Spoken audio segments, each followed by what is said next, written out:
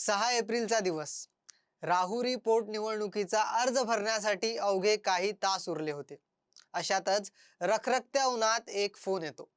अर्ज मागे घे. तुला आमदार बनवण्याची जबाबदारी माझी. आणि प्राजक्त तनपुरे निवडणुकीतून माघार घेतात.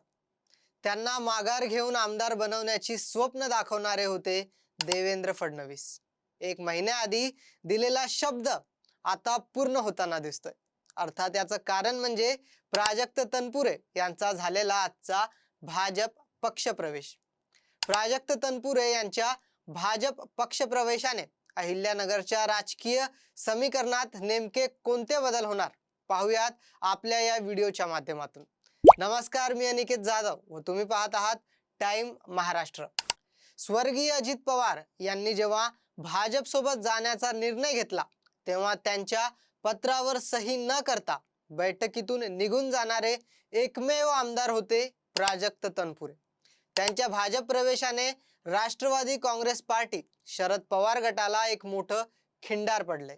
अमेरिकेत जाऊन शिक्षण घेणारे प्राजक्त तनपुरे यांना मोठा राजकीय वारसा लाभलाय.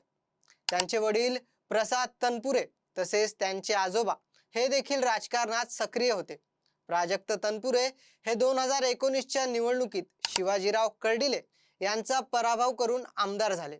महाविकास आघाडीच्या सरकारमध्ये 2.5 वर्षे ते राज्यमंत्री देखील होते. परंतु सत्तेच्या बाहेर राहून प्रवाहाच्या बाहेर फेकलं जाण्यापेक्षा प्रवाहात सामील होण्याचा निर्णय प्राजक्त तनपुरे यांनी घेतलाय. आज हजारो कार्यकर्त्यांसोबत त्यांनी भाजपचा झेंडा हातात घेतलाय. त्यांना अहिल्यानगर स्थानिक स्वराज्य संस्था मतदारसंघातून भाजप विधान परिषदेला पाठवणार आहेत. त्यांच्या या पक्ष प्रवेशाने अहिल्यानगर हे भाजपमय होणार आहे. आधी विधान परिषदेची ही जागा राष्ट्रवादी काँग्रेस अजित पवार गटाकडे जायची, परंतु भाजपचे स्थानिक स्वराज्य संस्थेतील संख्याबळ पाहता ही जागा भाजपने आपल्याकडे खेचली आहे. अनेक नेत्यांनी प्राजक्त तनपुरे यांचे पक्षात स्वागत जरी केले असले तरी त्यांना उमेदवारी देण्यावरून नाराजी व्यक्त केली जात आहे. स्थानिक नेत्यांना प्राजक्त तनपुरे यांना विधान परिषदेची उमेदवारी देणार असल्याची कोणतीही माहिती देण्यात आली नाही. एकूणच त्यांना विश्वासात घेतलं गेलं नाही.